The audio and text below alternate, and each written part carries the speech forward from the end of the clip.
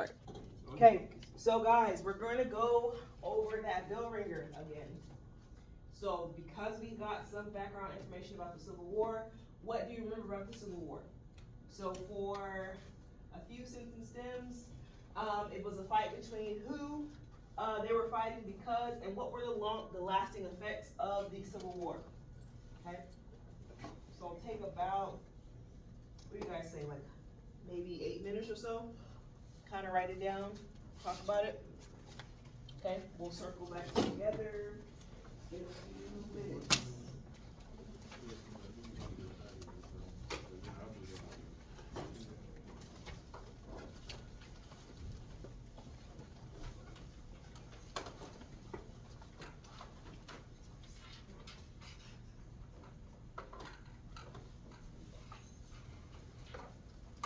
You don't have to use these sentence stems, guys. You can use your own, but if you have a hard time kind of getting started, it kind of gives you somewhat of an idea.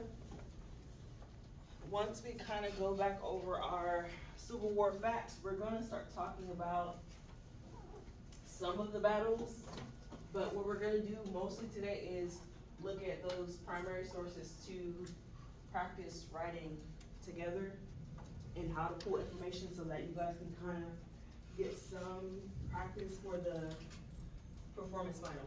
I believe our performance final is going to be on Monday, pretty sure. Okay.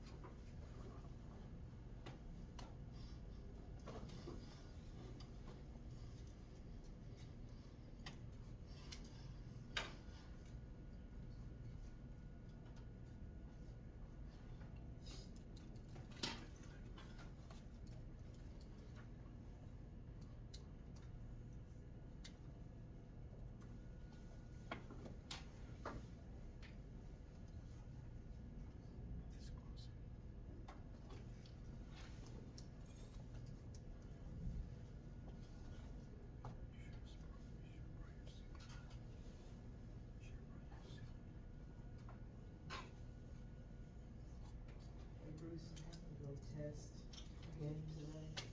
Sorry.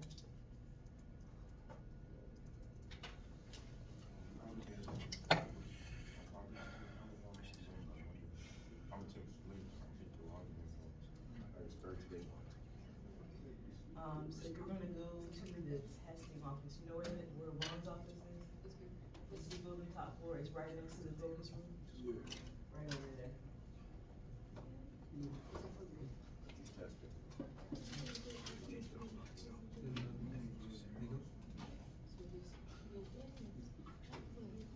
got your Chromebook and everything?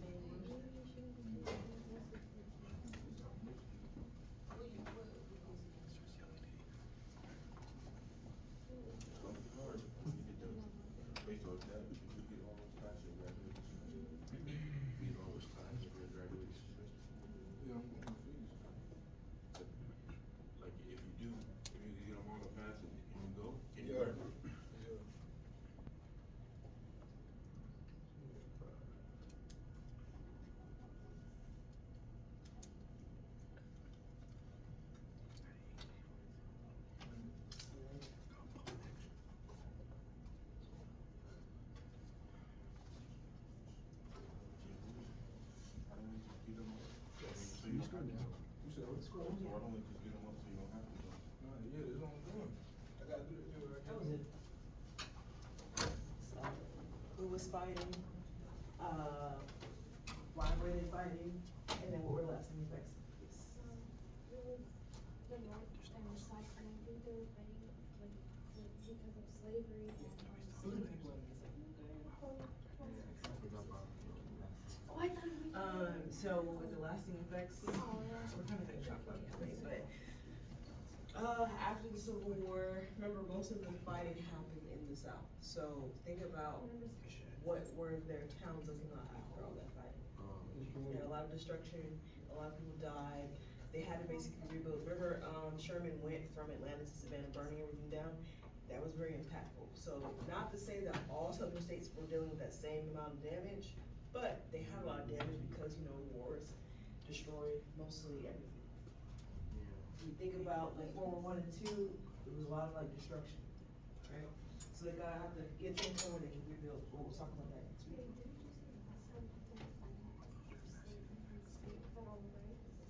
Yeah, so, and like slavery was a big point of it, but they also had this conflict with the federal government, because remember when Abraham Lincoln got elected, they were like, hey, he's gonna end slavery, but also they were like, hey, we don't have to listen to you, because now we're gonna succeed, we're gonna become our own country. So remember during the Civil War, the South becomes its own country because it leaves the United States, quote unquote, it becomes the Confederate States of America. Cause they're weird. So yeah, that is about it. You guys ready or you need a few more minutes? Ready. Everybody ready? Yeah. Yeah? Okay. So guys, what do you remember about the Civil War? You didn't necessarily have to use my stems, but what do you remember? Who was the president during the Civil War? Abraham Lincoln. Yes. We'll talk about what happens after Lincoln is assassinated later. But yes, so Abraham Lincoln is the president during the Civil War. What else do you remember? What other important facts do you remember about the Civil War?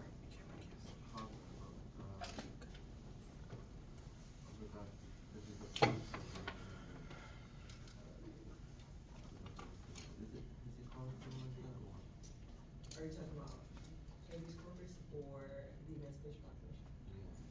The Emancipation Proclamation? Do you remember what the Emancipation Proclamation did? Anybody? Was it the one that Yes. Yeah. So remember, Emancipation Proclamation, it did free the slaves, but it didn't.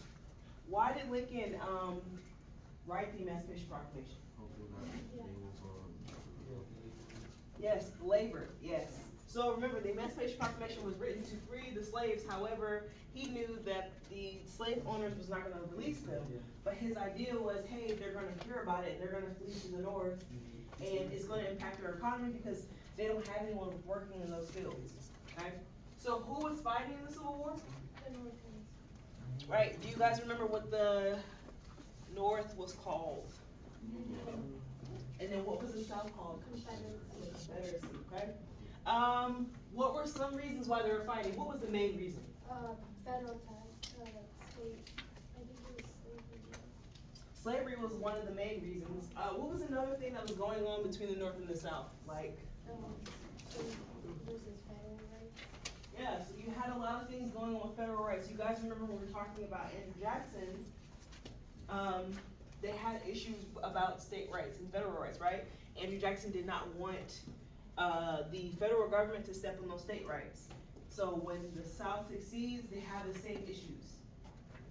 Was he still alive during this time? Andrew Jackson? He probably was actually, because he was elected in like 1830-ish. He probably was still alive. More than likely. I'll have to look it up to be sure, but I'm pretty sure he was. What was some of the lasting impacts on the South from the Civil War? A lot of this stuff. A lot of destruction.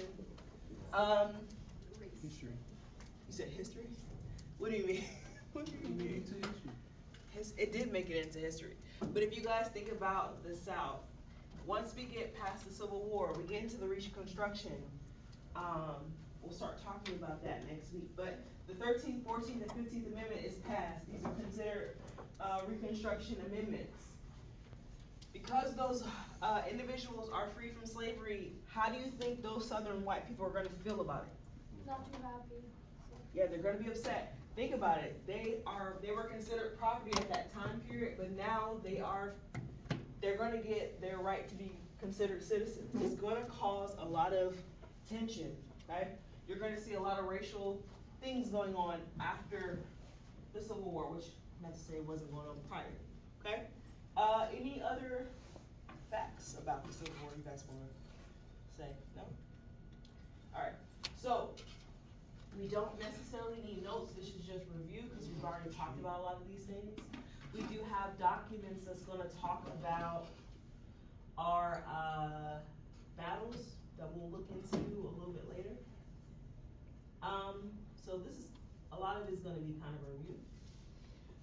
did wanna go back over the bits that I kinda forgot to mention, on Monday. So these slides are not mine, I borrowed them, but they're good information. So, you guys remember when I was saying that the north has a larger population size than the south? So we're gonna kinda look at the differences between the north and the south during this time period, okay? This is on E-class if you wanna take a look.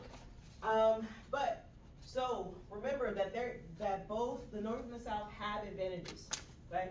So for the north, they have a larger population size, they have more industries and railroads. How could railroads be important during the Civil War, or how were they important? Yeah, they can get, what's called supplies to, Faster. yeah. Yes, so, Musa, were there as many railroads in the south as the north had? No. So, you guys remember when I was saying they burned Atlanta down? Why was Atlanta important to the south at that time Cause period? it was, the hub of the railroad. Yes, it was kind of their hub for their manufacturing, so they did have some factories and they did have some, railroads. Once Sherman burned it down, they are completely cut off from access to being able to transport their supplies. And also, they were using the Mississippi River to transport their supplies as well.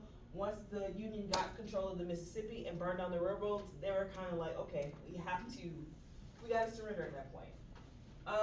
So a disadvantage for the South, they didn't have as many military leaders as the South did.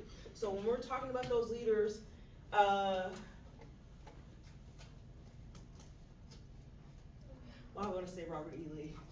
I wanna say Robert E. Lee so bad. When we're talking about those Confederate leaders, Yeah. Yeah, he was Confederate. Robert E. Lee, sorry, I was like, why do I wanna say Robert E. Lee? Robert E. Lee, and then it had, Stonewall Jackson, that tactician and those strategy people. They were very high-ranking generals. They had a lot of knowledge of military. So the North didn't have as many individuals that had this amount of experience in war and strategy as the South did. So there are other disadvantages that they had to basically conquer the South. They had to do it quickly, and they had to try to maintain what was considered the United States, which they also refer to the United States as a whole as the Union, okay? What the South's advantages were, they're fighting on their home field. The Northern, individuals, the, soldiers, they're probably not as familiar with the terrain of the South, right? So they have an advantage over knowing where you can hide, where you can ambush, all that good stuff. So if you think about how I said Stonewall Jackson is able to use the South's smaller population size to help them win battles, them knowing where to hide and where to go is important, okay? For the South, they're fighting for their way of life. So slavery, the institution of slavery is impactful for their economy. If they do not have slavery, their economy is going to suffer. Remember that cotton is considered, it's called king cotton because it's a very impactful crop, okay? They had the advantage of having great leadership for their military. They had a leg up on the North. Their disadvantages were they didn't have as much industry, so they didn't have as many factories. They did have some, but not as many. Yes. When we talk about inventions or You'll see with the invention of cotton gin, which we don't really talk about too much. Cotton gin is gonna bring kind of the idea of slavery and all that, making cotton more. I'm trying to figure out how to phrase that. It made cotton easier to harvest because when they had to pick it, they had to get all the seeds out. The cotton gin allowed them to get rid of those seeds a lot quicker, so they're able to produce way more cotton than they were previously. We don't really talk about the cotton gin, but it is an important invention, right? wasn't it invented in the same era? Oh, during the cotton gin is a very important invention during this era. Yeah, definitely, absolutely. So like I said, they had very little railroads. They did have some, and their population size was way smaller. Okay, so these were the disadvantages that were going in. So if you guys notice your chart, blue is north, south is, well, I want to say yellow, God. Gray. Gray, I'm gonna say yellow. So you guys see that the north has more bank deposits. The south does not. The north's bank deposits is 81. The south's is 19%. But if you look at factories for the north, 86%, and the south is 14. Now, if you're looking at cotton, the north has none. The south has 99% of the cotton in America, okay? So that's why you can see why it's such an impactful crop for the United States. You do still have crops in the north, because remember we talked about the 13 colonies, you still have some farming, okay? But the advantages the north has at this moment, they have horses, a lot more horses than the south, 72%, and then the south has 28. But the south has donkeys and mules, which is important when you're farming. Another thing to notice about this chart, the north has 72% of railroads and the south only has 28, okay? So you can see kind of the disadvantages and advantages of the north and the south. Make sense? Okay.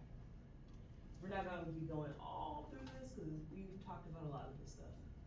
All right, hey, what's up? What do you guys remember about habeas corpus? Max, you remember what habeas corpus is? Giving you What? Habeas corpus. Hold on one second, guys. I'll come back to this. Look at that. All right, so we'll come back to habeas corpus. Another thing, what is something else that Abraham Lincoln does as an emergency power during the Civil War? I'm gonna come back to you. Look up habeas corpus. Got you. for all southern civil officers in jail or something. Okay, no.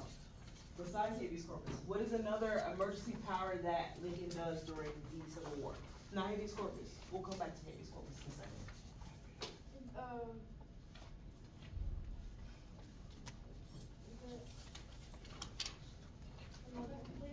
Yeah. Yeah, your Emancipation Proclamation. Yeah, the Emancipation Proclamation. What did the Emancipation Proclamation do or say? Was that necessarily what happened? No. That was a power move by Lincoln. Why was it a power move? Why did he do that again?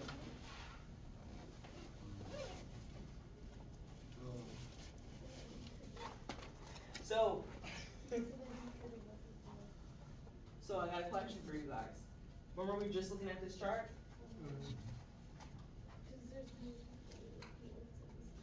So we look at this chart, right?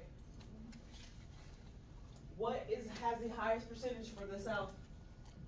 If you're looking at it, cotton. Who is working in the fields? Slaves. Yes. So if they hear, hey, we're free, the president said we're free, where do you think they're gonna go?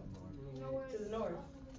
Think about it. If you're in the middle of a war and cotton is 90% of your economy that you're basically making money off of, if you don't have people working within that industry and they leave, you're gonna lose a lot of money. Are wars expensive? Yeah. Think about it. It's gonna be a huge hit to their economy if they don't have their people working in those fields, okay? Right. Did you find it, Max? No. What's it called again? Habeas corpus. Oh, is it given? Alright, so, here you go, Max. Look it up. Just Google it. Or you can look on the slides from under. Oh, last night. Look on the slides. Alright, we're gonna pop over to Gettysburg Address. So, when Lincoln created the Gettysburg Address, guys, what was his main portions of doing so? What was he trying to do? Preserve the Union. Kimberly, what was something else he wanted to do for habeas corpus?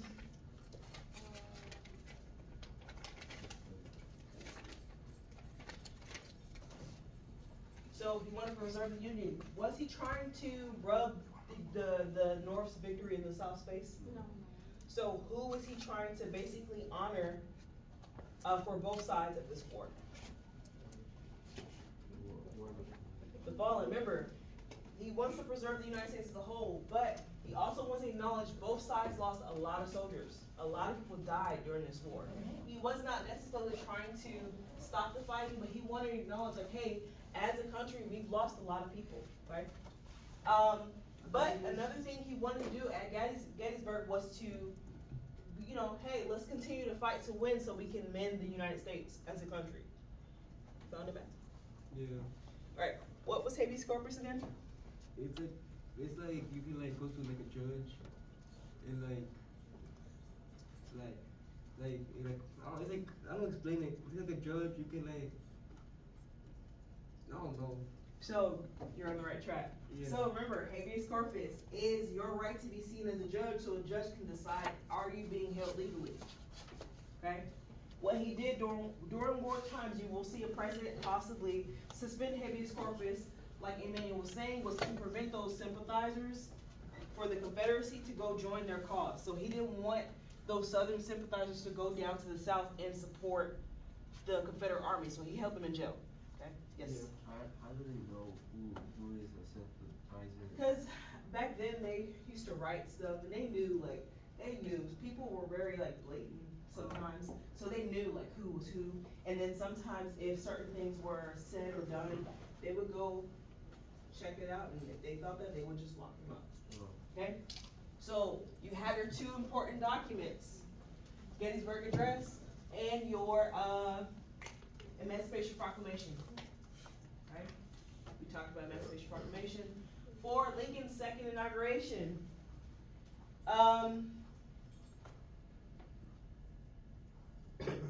he was basically like, hey, let us move forward after this war. We are a war-torn country. We need to come together, resolve our differences, and move on, okay? We need to forgive the South and not treat them harshly, okay? This is gonna set the stage for that Reconstruction era, which we'll talk about.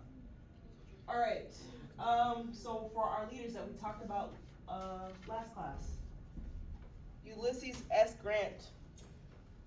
If you guys look on the back of your notes from Monday,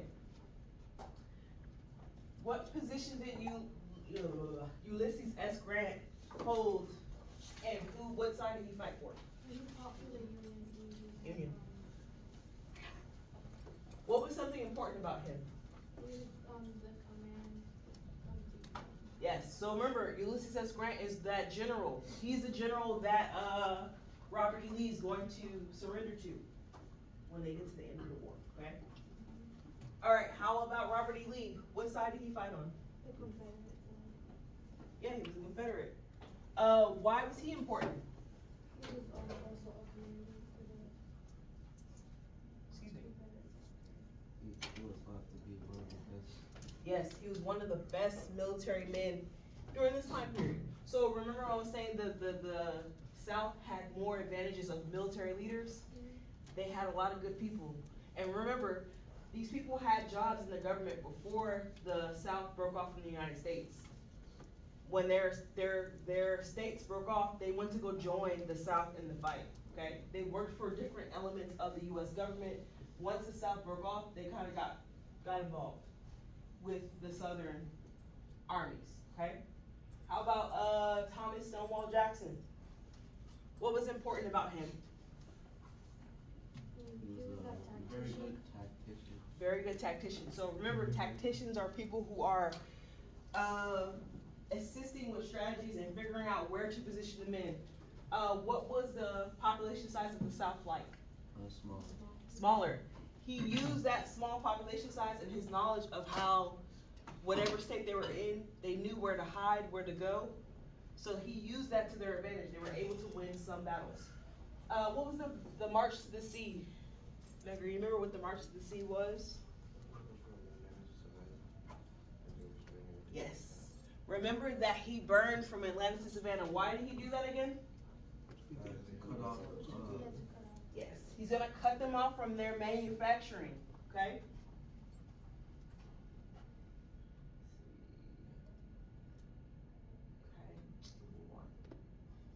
Alright, we're gonna briefly go over the battles and then we're gonna do this practice paper. Leslie, was that a student? Yeah. Alright, so what you need to know, Fort Sumner is the first battle that's gonna begin the Civil War. What's gonna happen is that once the South succeeds, they're going to bomb a federal fort. They're basically gonna bait the North into going to battle. So this is the battle that's gonna begin the Civil War. We're gonna look at more documents later about it more in detail. The Battle of Bull Run, that's the battle that the Confederates win because of Stonewall Jackson. So this is the first full battle, and this is gonna kind of show you like, hey, although we don't have the same population size, we are gonna fight. So this battle does not end quickly. The South ends up winning this war, okay? For your Battle of Antietam, Robert E. Lee's going to invade Maryland. They're gonna gain power for the South, and Southern troops are gonna be able to get the upper hand. They may not win this particular battle, but they're gonna get the upper hand over the North. Remember, they have knowledge of where to go, where to hide, how to fight, because they're familiar with Southern lands and things. Okay, your battles of Gettysburg. They're gonna try to invade Pennsylvania, but the Union's gonna win. After Gettysburg, you're gonna lose a lot of men. This is why Lincoln writes the Gettysburg Address. Okay? You have the Battle of Vicksburg, which is basically gonna have the North gain control of the Mississippi. And then your Battle of Atlanta, that's what's gonna end the war.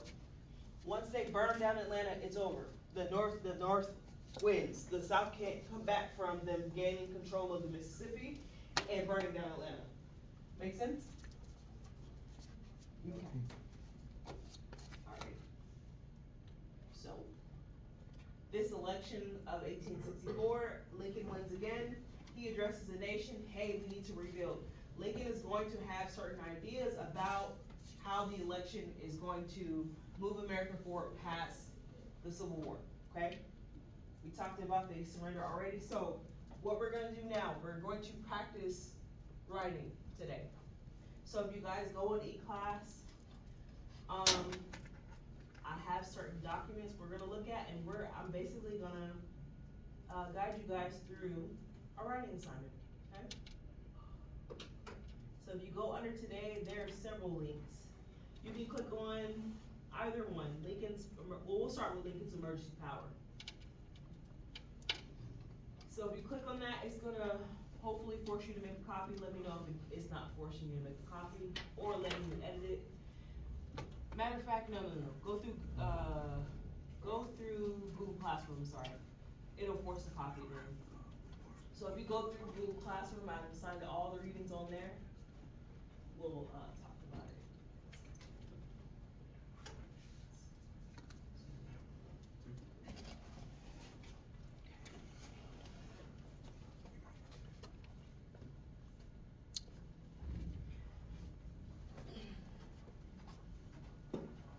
Civil War docs, right? Yeah, it should say Civil War docs/figures, but open up the habeas corpus. Oh, it should say Lincoln's emergency power document readings. We're gonna take a look at this and basically pull out certain information. We're gonna practice writing. Cause guys, we have to write for our performance on it. Okay?